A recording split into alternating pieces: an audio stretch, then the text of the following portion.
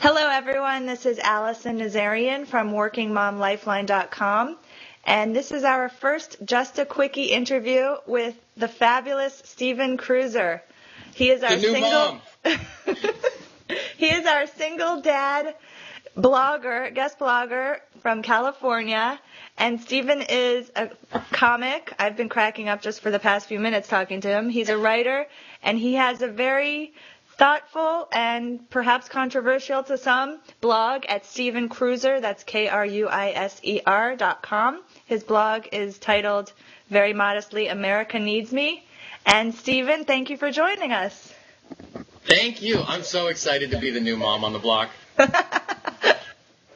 It's like my favorite thing. Yeah? I'm sure you're one of the most fun moms.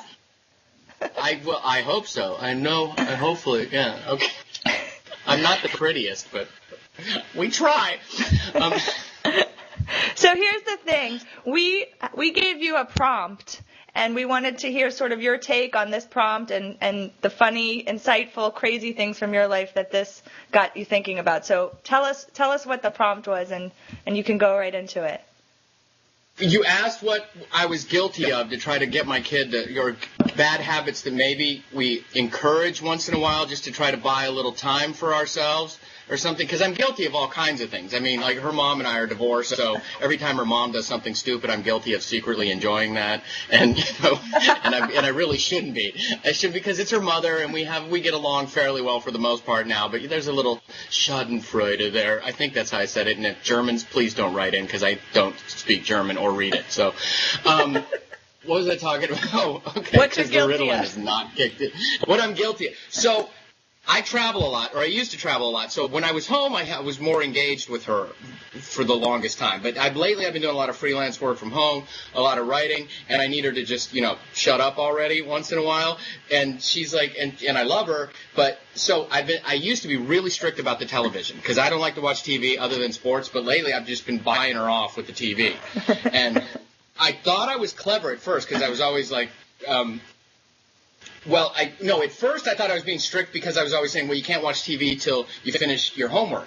But the kids, they're always on to you. So she starts finishing her homework when, like I need super that fast. crap all of a sudden.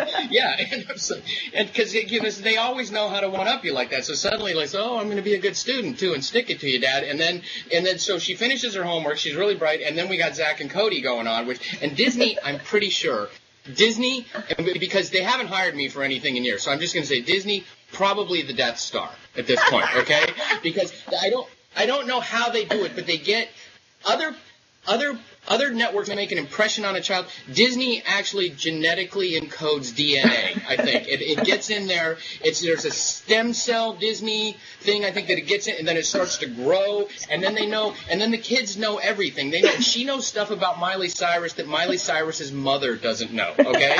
And then they get the little kids. Then Disney's worst thing now is they get the little kids who are 15, and then they get a 30-year-old boyfriend the next year, and then I've got to make sure what my kids watch, because Hannah Montana is this little girl, and then suddenly she's dating some hashed-out 26-year-old rocker kid, and my kid's going to be that age in 5 years, and I don't want her to know, she doesn't see any other men besides me, okay? I've got her in a little cone of estrogen right now, because I don't want any boys ever to come to my house, because there are weapons here, and I don't need.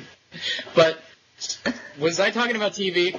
So you're bribing her with something that you think is awful and incendiary, I think that's the word, and evil. And yes, well, I would bribe her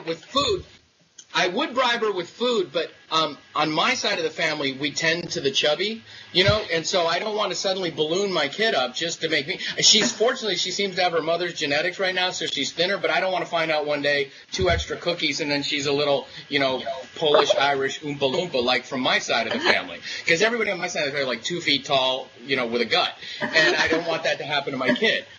But, so the TV I thought was harmless at first, and I really, because you can convince yourself as a parent that you're really not doing something to excess. but I'd be sitting here writing, and I can hear the TV, and then suddenly, Zach and Cody will come on, and within the first 10 seconds, I know how the episode ends. So if I know that I knew we'd been watching too much then. If I already knew what was happening in every episode. Just from the side, and I don't like Zach and Cody that much, to tell you the truth. I could hang with Hannah Montana for a while. Wizards of Waverly Place has its moments. Zach and Cody, right out of here. Okay, and both of their voices dropped this year, so they're just, as far as I'm concerned, they're just a two-headed curve that Disney Channel is foisting on my daughter now, and so they're out of here. That's awesome. On that note, I'm going to have to end, but I'd like to continue this with another topic next time. Be sure to visit Stephen at Stephen Kruiser. That's StephenKruiser.com. And you can visit us online at workingmomlifeline.com. Thank you.